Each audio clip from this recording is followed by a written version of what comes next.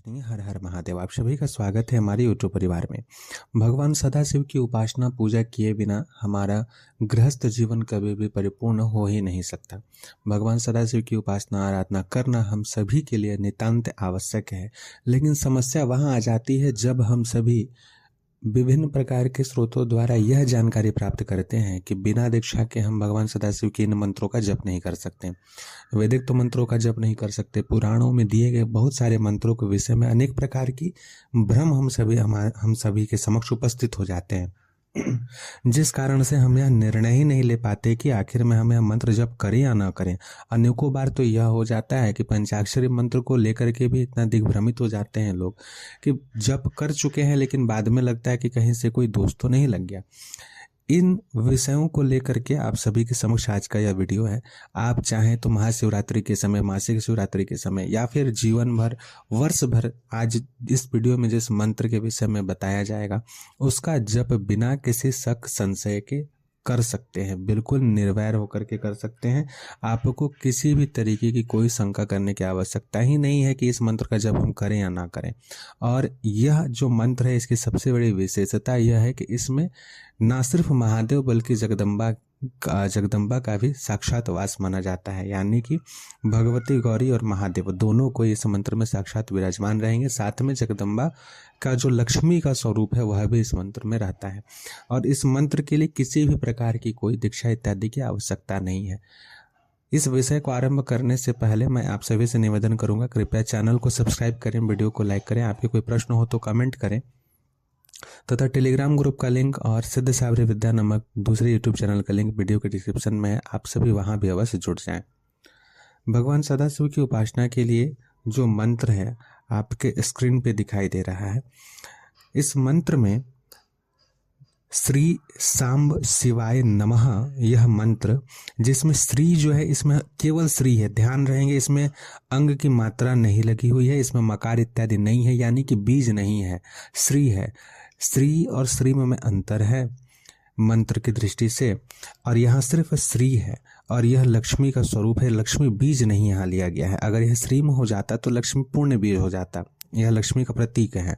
तो श्री सांब का मतलब हो गया कि माँ अम्बे का साथ, यानी कि भगवती पार्वती का साथ।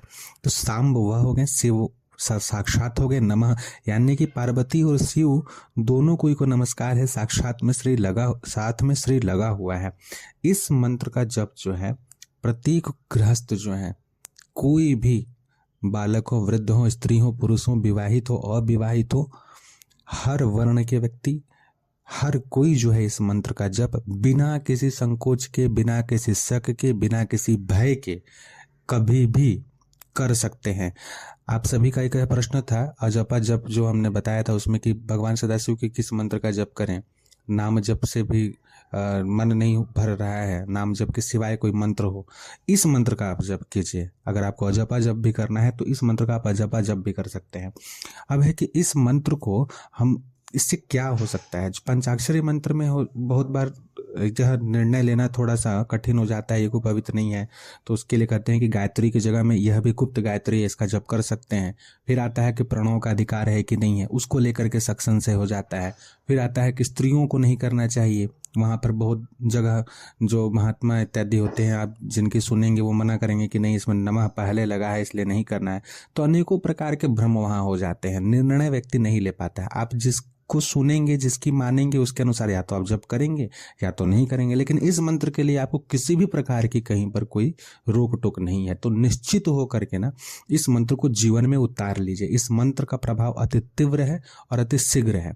और इस मंत्र को सिद्ध करने के लिए आपको क्या करना है, अगर आप महाशिवरात्रि के समय में, जो फरवरी मार्च के समय में आता है, अगर उस समय सिद्ध करना चाहते हैं उसका विधान पहले सुन लीजिए।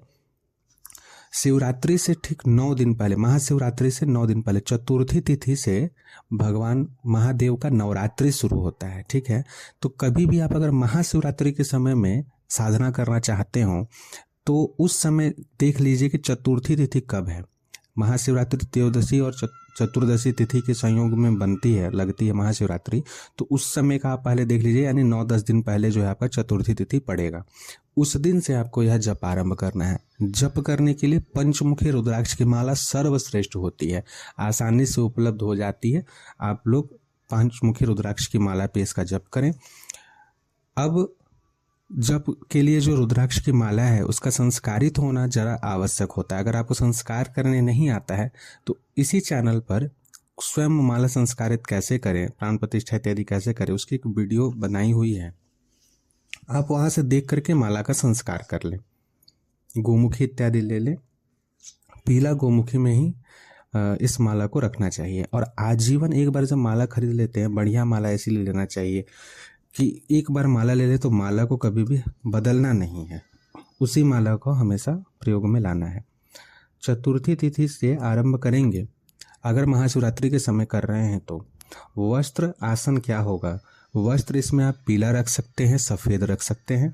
आसन भी पीला या सफ़ेद या कुशा का आसन रख सकते हैं, कंबल का आसन रख सकते हैं। दिशा पूर्व, उत्तर या पश्चिम, तीनों में से कोई भी रख सकते हैं। दक्षिण की ओर केवल इसमें मुख नहीं करना है। घर में आप चाहें जब करना घर में कर सकते हैं, भगवान सदाशिव के मंदिर में करते हैं तो अति उत्तम होता है। इसमें किसी भी प्रकार की विनियोग न्यास की आवश्यकता बिल्कुल भी नहीं है। आप सीधे जो है भगवान सदाशिव का जो भी आप ध्यान मंत्र आपको आता है, जो भी आपको प्रिय हो, ध्यान मंत्र करने के बाद सीधा ही यह जो मंत्र है इसका जप आप आरंभ कर देंगे।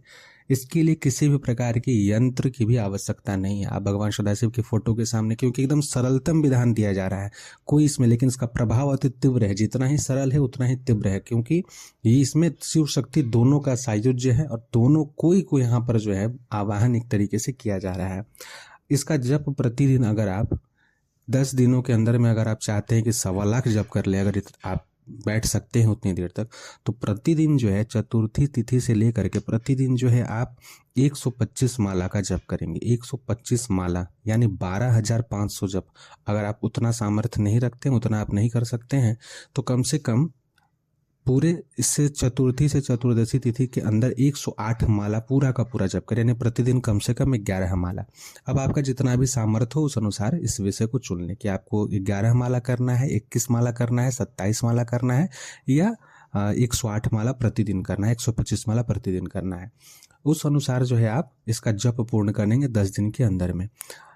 पहले दिन अगर संभव हो आपको तो पहले दिन से लेकर के महाशिवरात्रि के दिन तक प्रतिदिन भगवान सदाशिव के मंदिर में जाएं, उनका जल अभिषेक करें।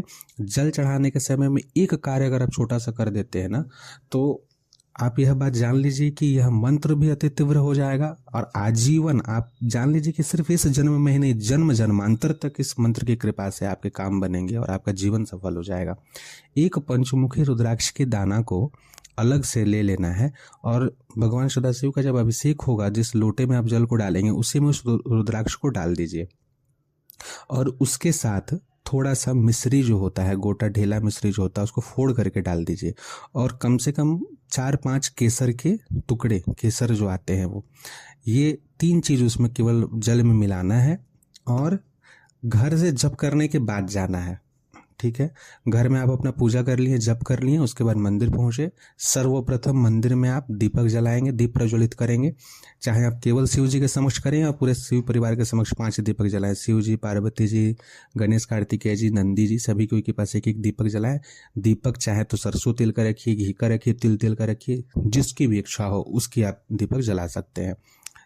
सभी में बाती जोड़े में रखेंगे, 2-2 बाती लगाई जाती है और दीप प्रज्वलित करने के पश्चात सभी के समक्ष नैवेद्य के रूप में किशमिश थोड़ा सा जरूर चढ़ाइए। शिवलिंग के पास चढ़ाना चाहिए, शिवलिंग के ऊपर नहीं चढ़ाना चाहिए। उसके पश्चात जो है भोग से पहले सदाशिव का पहले अभिषेक करेंगे और अभिषेक के पश्चात जो है पुष्प, बेलपत्र या सम्मी का पत्र अगर आपके पास उपलब्ध हो तो वो सभी कोई को चढ़ाएं। उसके बाद नैवेद्य चढ़ाएं और उसके पश्चात जो है कपूर से आरती कर लें। जल चढ़ाने के समय में जब लोटे में रुद्राक्ष, केसर और मिश्री के दाने को जो मिलाएंगे और उससे आप सदाशिव का जब अभिषेक करेंगे तो इसी मंत्र का जाप करते रहेंगे और जाप करते हुए जल चढ़ाएंगे। जल चढ़ाने के बाद लोटा को वहीं पर औंधे मुंह करके रख देना चाहिए और उसके पश्चात नैवेद्य इत्यादि लगाने के बाद, आरती करने के बाद लोटा को उठा के घर लेके आना चाहिए। जल चढ़ाने के पश्चात जो केसर वहां पर सदाशिव के ऊपर से होते हुए उनके अर्घी पे जो अगर फंस जाए, जो रुक जाए, अगर रुके तभी शिवलिंग के ऊपर से उठा करके नहीं लगाना है। ध्यान रखेंगे, केसर जो शिव जी के जलहरी पर आ जाएगा उस केसर को उठा करके, चाहे आप स्त्री हो पुरुष हो कोई दिक्कत नहीं है, उस केसर को उठा करके अपने मस्तक पे रगड़ लेंगे, यानी कि लगा लेंगे। इस प्रकार से। और अगर मान लीजिए कि केसर लोटे में रह गया अंत में, तो उसको फिर निकाल करके शिव जी के ऊपर लगा देना है, रख देना है, उसको फिर अपने मस्तक पे ना लगाएं। जो केसर जलहरी पे रह जाएगा जब जल चढ़ाने के पश्चात, उसी केसर को मस्तक पे लगाना है। इस तरीके से आप पूरे शिवरात्रि तक करेंगे, चतुर्थी से शिवरात्रि, महाशिवरात्रि के दिन तक। महाशिवरात्रि जब पूर्ण हो जाएगी, महाशिवरात्रि को जिस भी मंदिर में जो भी पूजा हो रहा हो, वहाँ पे भगवान सदाशिव का शिव पार्वती विवाह हो रहा हो, वहाँ कुछ अपना सहयोग जरूर करें। उसके पश्चात जो है अगले दिन से प्रतिदिन यथाशक्ति इस मंत्र का माला सा जप करें। चाहे आप 5 माला कीजिए, 21 माला कीजिए, नियम से अपने जीवन में उतार लीजिए। एक बात का और विशेष ध्यान रखना है कि माला से जप तो करना ही करना है, उसके सिवाय आप चाहें तो इस मंत्र का अजपा जप भी कर सकते हैं, यानी चलते फिरते इस मंत्र का चलत फिरते जप करें, सोते समय भी जप करें, कोई दिक्कत नहीं है। इस मंत्र को अपने शरीर में, अपने जीवन में, अपने मन में, अपने प्राण में बैठा लीजिए एकदम से एकदम, और कुछ नहीं, केवल इन दोनों मंत्र में आपका पूरा जीवन निकल जाएगा, जो चाहिए सो प्राप्त हो जाएगा, अगर आप इतना नियम निष्ठा से कर लेते हैं तो। अब इसके पश्चात आता है कि अगर महाशिवरात्रि के समय नहीं कर रहे हैं, किसी अन्य दिनों में करना है, तब कैसे करें। तो मासिक शिवरात्रि जो आती है, ठीक है, हर महीने में एक मासिक शिवरात्रि आती है, त्रयोदशी चतुर्दशी के मध्य में लगती है। तो पंडित जी से यह देख लेना है कि कब है मासिक शिवरात्रि कृष्ण पक्ष में, और उस दिन से जो है संकल्प लेकर के, या फिर कभी भी शुभ समय में, श्रावण के महीने में तो कभी भी ले सकते हैं, कभी भी, कभी शुक्रवार के दिन या सोमवार के दिन कोई अच्छा मुहूर्त हो, उस दिन से, अच्छे दिन से आरंभ करें। ठीक इसी प्रकार से। और कितने दिन तक करना है आपके ऊपर है। आप 5 दिन का जप कीजिए, प्रतिदिन आप 100 माला करते हैं, 11 माला करते हैं, आप 51,000 का संकल्प लेते हैं, 21,000 या 27,000 जप करने का संकल्प लेते हैं, कम से कम पहला अनुष्ठान जो है 27,000 का जरूर करना चाहिए। 27 नक्षत्र है, 27,000 बार आपको जप करना चाहिए पहले अनुष्ठान में, उससे कम नहीं। तो उतना अनुष्ठान कीजिए, इसमें हवन इत्यादि करने की आवश्यकता नहीं पड़ती है। इस प्रकार से आप जो है, केवल इतना सरलतम विधान है, इस तरीके से कर लें। अगर महाशिवरात्रि के अन्य समय में ले रहे हैं तो शिवरात्रि के दिन से संकल्प लेके अगले शिवरात्रि तक अगर आप करते हैं, यानी पूरा का पूरा 1 महीना करते हैं, और प्रतिदिन अगर आप 108 माला या 100 माला या 27 माला है, जितना आपका सामर्थ्य उस अनुसार आप कर लेते हैं, तो अति उत्तम होता है।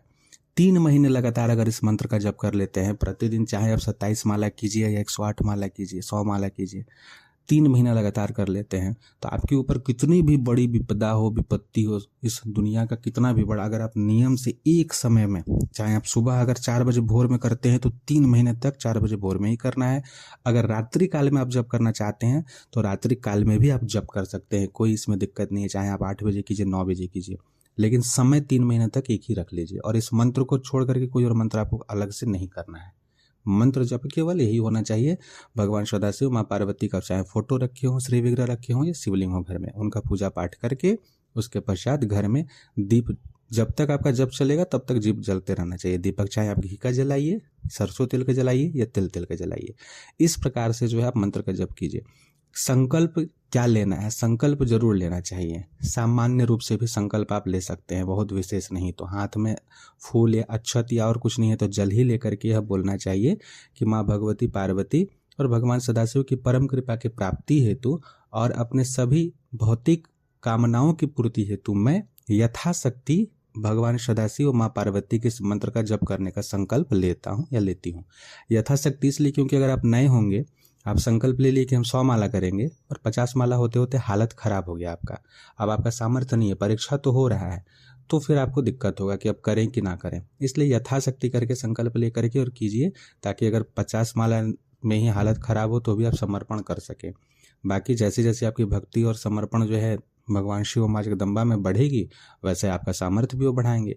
आप यह सोच करके कीजिए कि हे भगवती आप इसे पूर्ण करवाइए, हे भगवान सदाशिव आप जो है इस जप को पूर्ण करवाइए। इस तरीके से अगर आप उनके ऊपर डाल देंगे तो वो जरूर आपको सामर्थ्य देंगे कि आपका जप जो है पूर्ण हो जाए। इन सभी के सिवाय जितना भी पूजन होता है बाकी, कि बेलपत्र चढ़ाना है, समी पत्र चढ़ाना है, मदार का पुष्प चढ़ाना है, फल चढ़ाना है, वो सारा चीज़ जो है वो जरूर आप सभी को शिवरात्रि के समय में करना चाहिए। तो इस तरीके से यह जो साधना है इसे करके देखिए, आपको पूरे जीवन भर विशेष लाभ इससे प्राप्त होगी।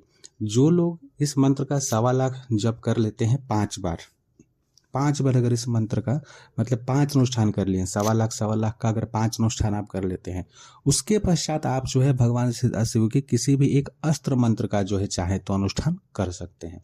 अगर आपका 5 बार का अनुष्ठान पूर्ण हो जाए और उसके पश्चात आप चाहें किसी अस्त्र मंत्र का अनुष्ठान करने, क्योंकि एक साधक को जरूर अस्त्र मंत्र करना चाहिए, तो फिर आप अवश्य हमें टेलीग्राम पे संपर्क करें, वहाँ हमें बताएं कि हाँ हमारा अनुष्ठान पूर्ण हो गया है। चाहे आप 6 महीना बाद या साल भर के बाद या कितना भी दिन के बाद आप ये वीडियो सुन रहे हो, देख रहे हो, आप हमें बताएं, अवश्य आपको मार्गदर्शन यथासंभव किया जाएगा।